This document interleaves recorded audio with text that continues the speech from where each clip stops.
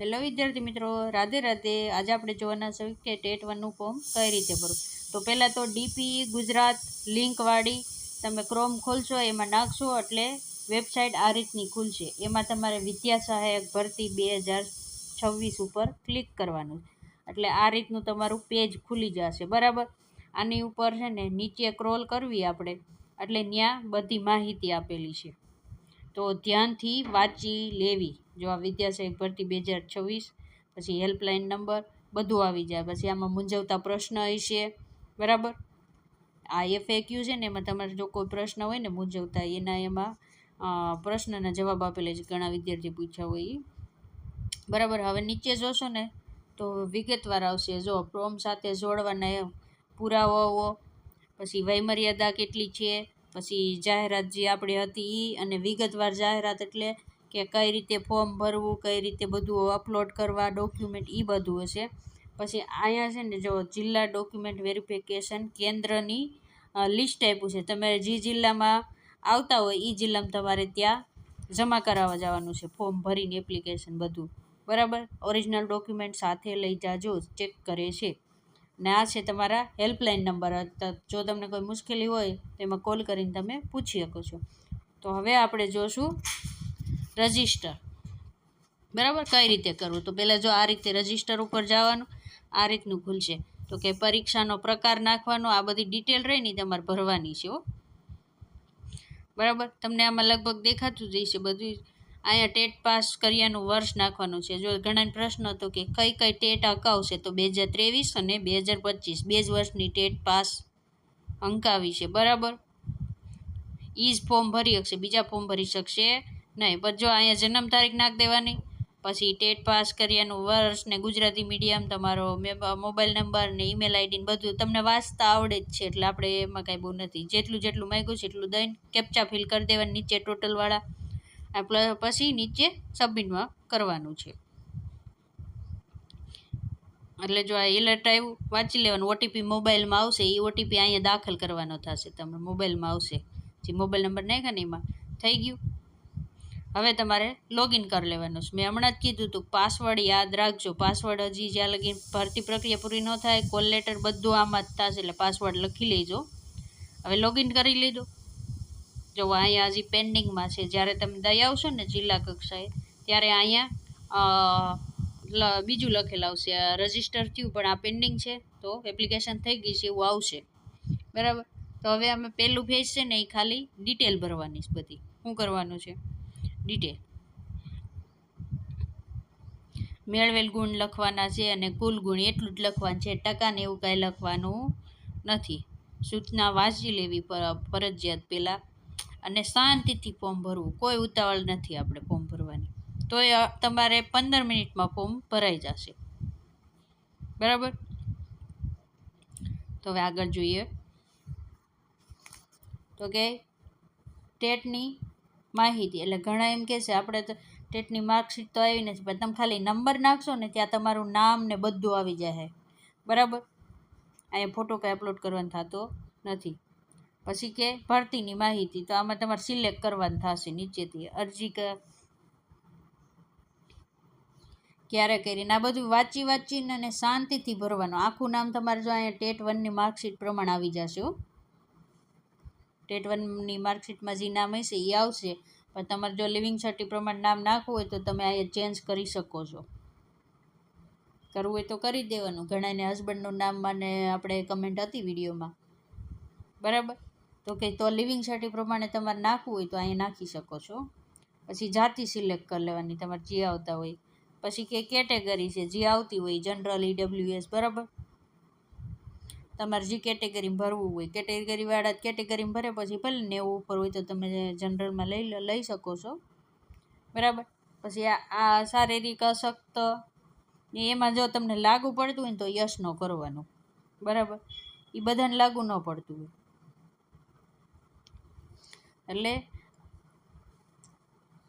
તમારે જોઈ લેવાનું કે તમને કેટલી ડિટેલ ભરવાની છે. તમને લાગુ પડતું હોય એ, ન પડતું હોય એ ભરવાનું નથી. પછી પાછું જો ઈમેલ ને એ આવી ગયું, પછી સરનામું નાખી દેવાનું. જો સરનામું એવું નથી કે તમે ટેટમાં નાખ્યું હોય એ નાખવાનું.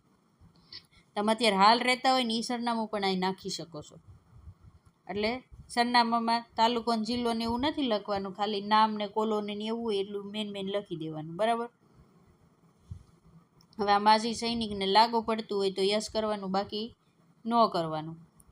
અને આ સરકારી નોકરી હોય તો તમારે યસ કરવાનું, તો એનઓસી ને બધાને કાગળિયાનું અપલોડ કરવાનું આવશે. પણ જેને ન હોય એને તો નો જ કરવાનું. 1 થી 5માં શિક્ષક ન હોય તો એને નો જ કરવાનું હોય તો યસ કરવાનું.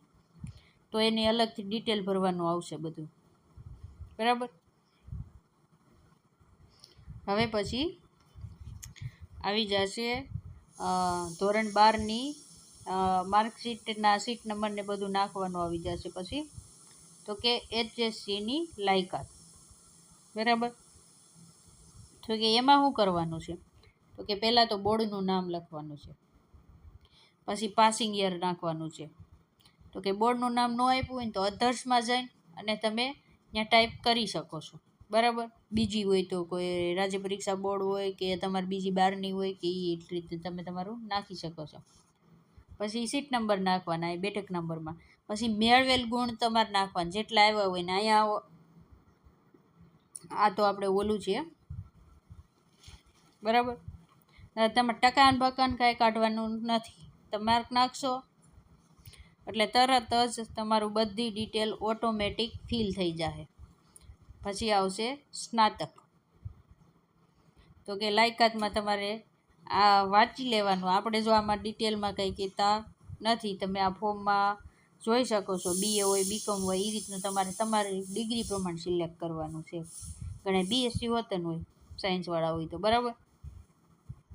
તો કે વિષયને એવું ન હોય અત્યારે આમાં નાખવાનું કાંઈ.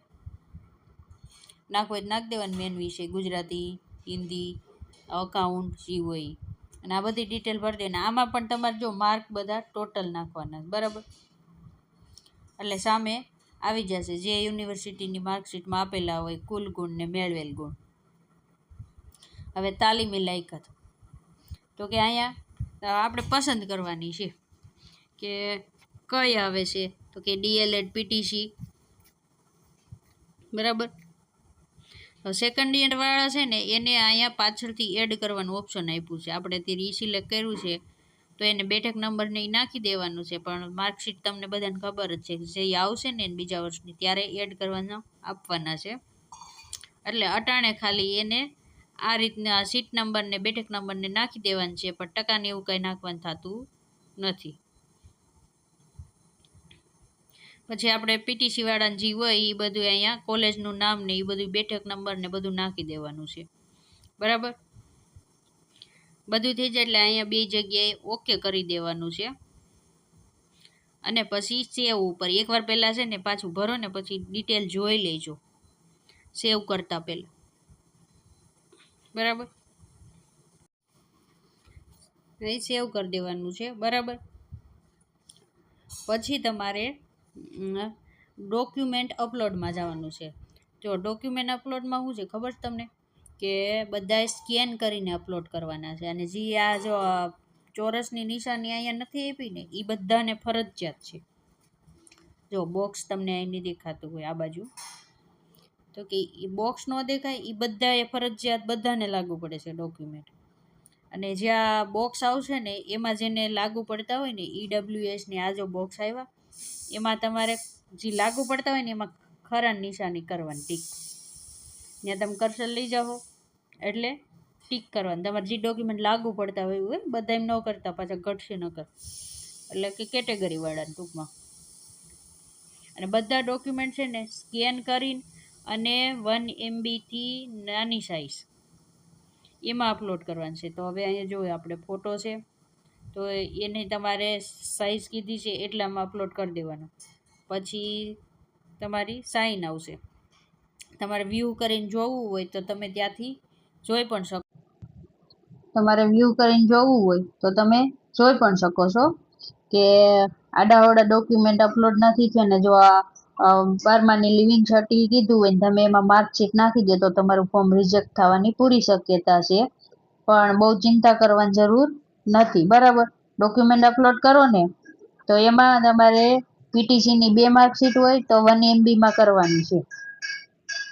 અને એ બધું થઈ જાય પછી ફાઇનલ અપલોડ થઈ જાય, એકવાર ચેક થઈ જાય પછી સબમિટ કરી દેવાની છે, બરાબર.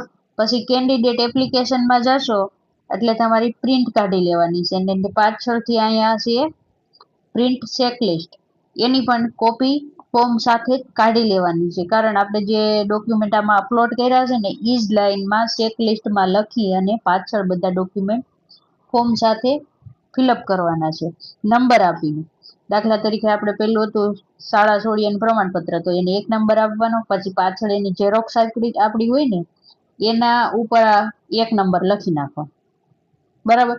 પછી બીજું હતું માર્કશીટ, તો કે એની ઉપર પાછળ ઝેરોક્સ ઉપર એ 2 લખવાના, ને એ ચેકલિસ્ટ છે ને એમાં આગળ ખાનામાં પણ 2 લખી દેવાના છે તમારે.